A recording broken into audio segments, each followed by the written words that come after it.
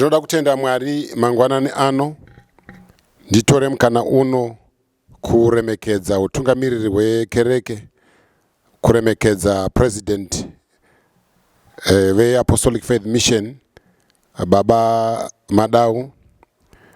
Ndinoda kutora mukana uno zvakare kuremekedza vafundisi vose, overseers ose, vavhangeri vose nevaparidzi vose.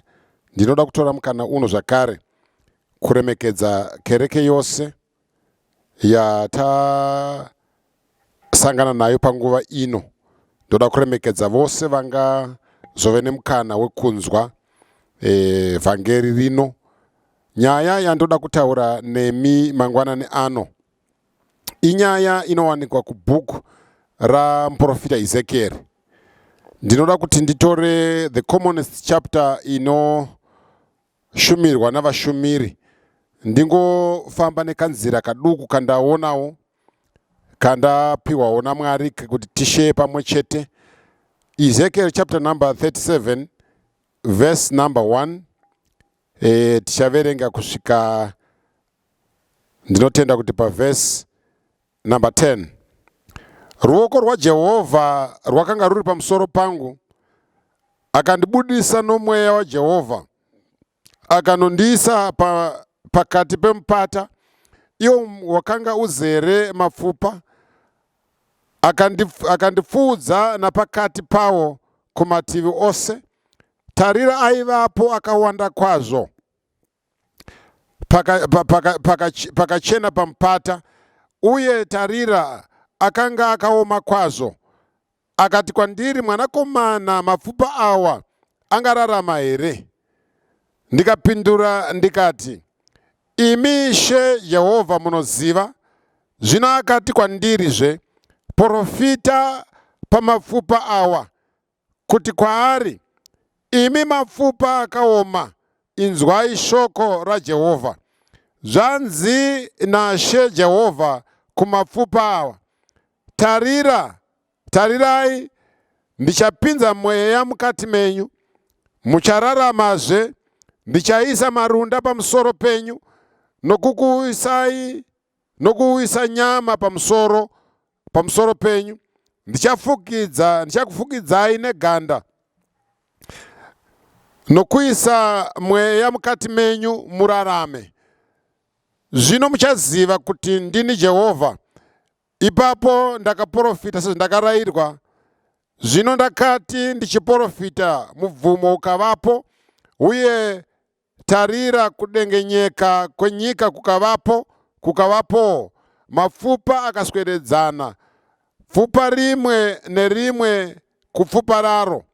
Ndikatarira wane marunda avapo pamusoro pawo, nyama ikauya, ganda rikafukidza pamusoro payo, asi makanga musina mweya mukati mawo.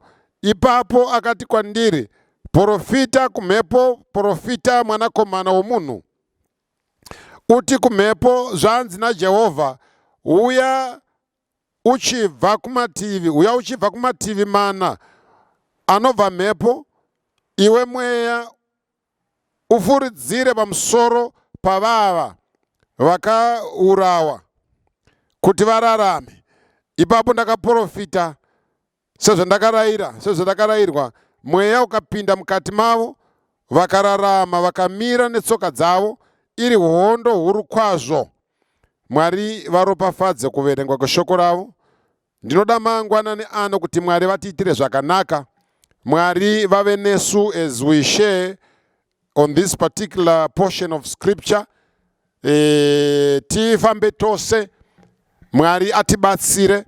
Ndinoda kutaura pamusoro petopiki yandakaisa yekuti porofita kuhupenyu hwako, porofita kumasituations eupenyu hwako. Tiri kusangana pano na Ezekiel akanga ari muprofita kurudzi rwaIsraeri, anotaura nhau yekusangana naMwari mumweya.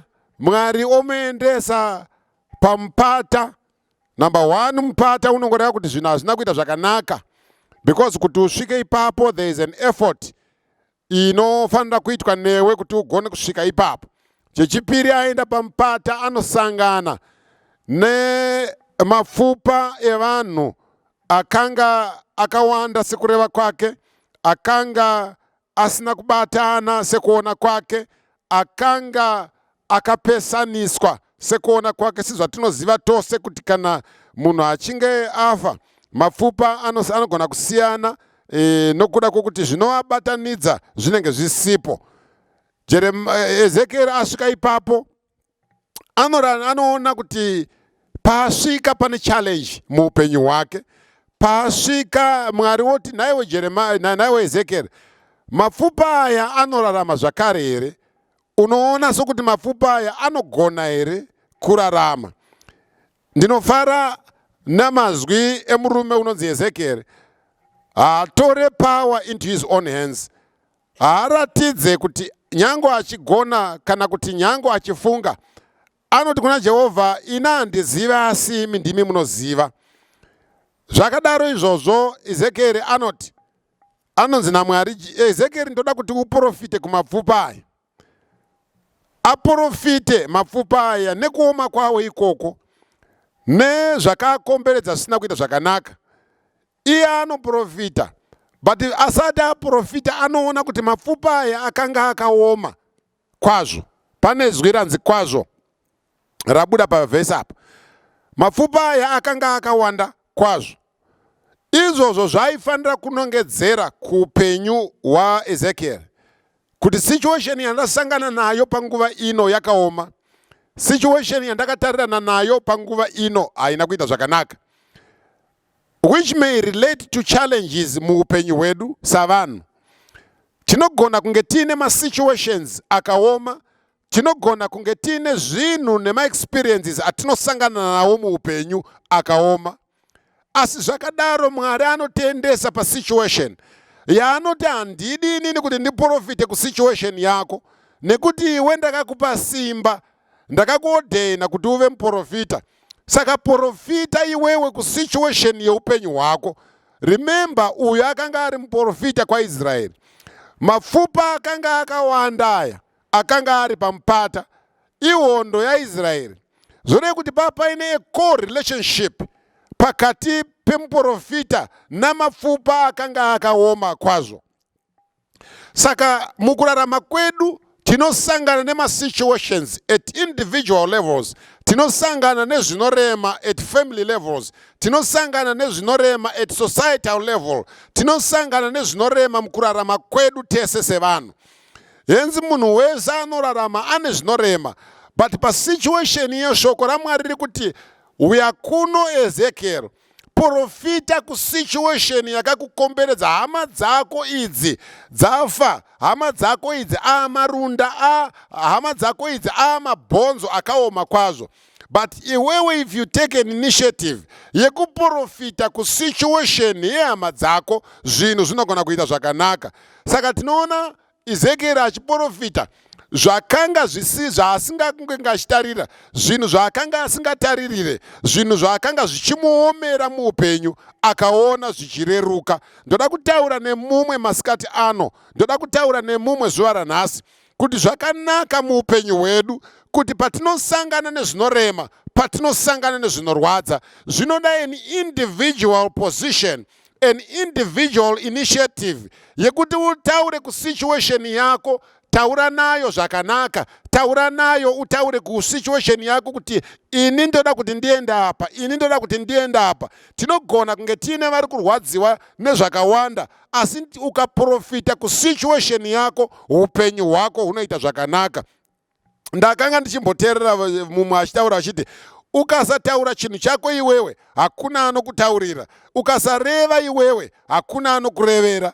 Mwari ngaatibatsire at this point in time yekuti tibetserane, tisimudzirane, tiudzane kuti masituations anosimuka muupenyu iwewe ndiwe unogona kusolva situation yako through prophetic ministry yawakapiwa naMwari, through prophetic utterances dzaunogona kuprofita kusituation yako. Unogona uine financial breakdown, unogona kunge uine marital breakdown, unogona kunge uine situation isina kuita zvakanaka. But I want to encourage you panguva yamangwanani ano kuti iwe unogona kuprofita kusituation yako semaprofitiro akaita Ezekiel kusituation yake, because kuwanda kwevanhu ava after vaprofitwa, after vararama zvakare, zvainongedzera kuti ane shamwari, ane backup musituation yake, ane vanhu zvikuru sei vaacharamba achiprofita, because aprofita kuupenyu hwake, aprofita kune zvinhu zvakamukomberedza.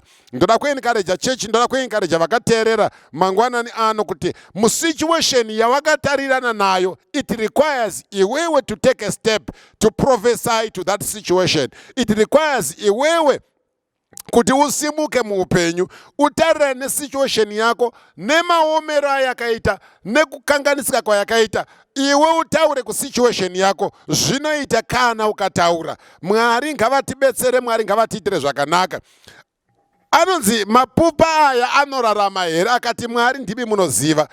Ndinotenda kuti mangwanani ano situation yawakatarirana nayo, marwadzo akatarirana nawo, hopelessness yawakatarirana nayo, zviri kukukanganisa muupenyu, kana ukataura kwazviri shoko raMwari zvinonzwa, nekuti Mwari vanopindira musituation. Ndoda kutaura kune mumwe mangwanani ano, whatever situation you are going through, whatever challenge you are going through, whatever zvakakukomberedza, whatever circumstances dzawakatarirana nadzo, unofanira kusimuka kuti uprofite kusituation yakakukomberedza iyoyo, kuti upenyu huite zvakanaka. Hakuna mumwe anogona kukuprofitira asi iwewe ndiyo the greatest prophet. Ndinoziva kuti hakuna munhu asingazive kuti zvandakatarirana zvakarema. And sometimes mumwe munhu akauya anogona kutadza kuziva gravity yezvinhu zvawakatarirana nazvo, but iwewe ukasimuka wega kuti uprofite kusituation yako, zvinhu zvinokuitira zvakanaka. Ezekiel anosvika paanoti mapfupa aya ngaararame. Mhepo akataura kumhepo ikavepo, akataura kumarunda akavapo, vanhu vakawanda, akavaona vawanda. Mwari ngaatibatsire pasituation yatakatarirana nayo kuti zvitiitire zvakanaka. Nobody else can do it for us. Nobody else can prophesy in our situations, but isusu Mwari ngavatiitire zvakanaka. Ndoda kuti tinamate Mwari vatiitire zvakanaka, tigone kuwana mukana wekuprofita kumasituations edu, whatever level yatiri muupenyu, machallenges atisangana nawo muupenyu, zvatakatarirana nazvo zvese, bhiti madzimai, bhiti varume, bhiti Zimbabwe zvayakatarirana nazvo. If we take the initiative tega yekusimuka kuprofita kumasituations edu, zvinhu zvinotiitira zvakanaka. Mwari akuropafadzei, tinamate. Tinoda kutendai Mwari, takakomberedzwa nezvinorema muupenyu. Mumwe nemumwe wedu ane zviri kumukanganisa, mumwe nemumwe wedu ane zviri kuchemedza moyo wake, asi ndoda kunamata mangwanani ano kuti Mwari munotiitira zvakanaka, munoreva izwi renyu muchiti haridzoke risina chamakarituma. Ndoda kutenda kuti panguva ino tinogona kuprofita kumasituations edu, tinogona kureva izwi kumasituations edu, tinogona kutaura kumasituations edu kuti upenyu hwedu huite zvakanaka, upenyu hwedu huve netariro, upenyu hwedu huve neropafadzo, upenyu hwedu huve nekuchengeteka. Mwari tiitirewo zvakanaka, tigone kuprofita kune zvinotitambudza kuti tizvishandure zviite zvakanaka, tigove neupenyu, tigove netariro, tigove neramangwana rakajeka. Mazviita mangwanani ano muzita raJesu, amen.